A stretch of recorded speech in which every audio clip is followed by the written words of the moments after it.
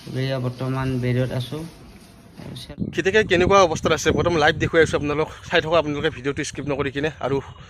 please আপোনালোকে সকলোৱে request কৰিছোঁ আৰু সকলোৱে আশীৰ্বাদ কৰিছিলে খিতেকাইক সেইকাৰণে খিতেকাই অতি সোনকালে ভাল হ'ল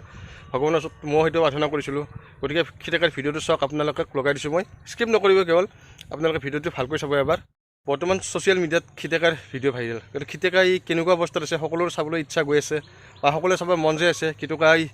খিতেকাই এতিয়া বৰ্তমান সুস্থ হয়নে নহয় আইচিউৰ পৰা বাহিৰত ওলাইছেনে ওলা নাই খিতেকা আইচিউৰ পৰা বাহিৰত ওলাইছে আপোনালোকে ভিডিঅ'টো দেখুৱাই দিলে ক্লিপটো মই সম্পূৰ্ণ ভিডিঅ'টো দেখুৱাই আছোঁ মই আইচিউৰ পৰা আপোনালোকে ভিডিঅ'টো কেৱল স্কিপ নকৰি শেষলৈকে চাব আৰু খিতেকাই বহুত ভাল ভাল দুটামান কথা ক'ব আপোনালোকক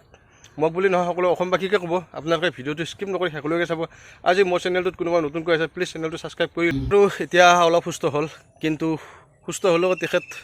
আৰু কিছুদিন মেডিকেলতে থাকিব লাগিব আৰু তেখেতৰ মুখেৰে কথাখিনি শুনিলে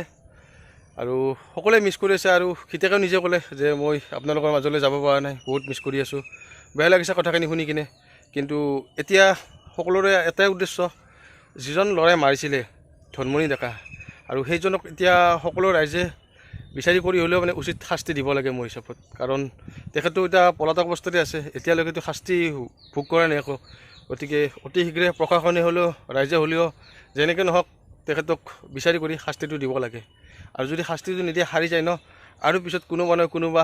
ইয়াৰ চিকাৰ হ'ব আৰু কাৰোবাক মাৰিব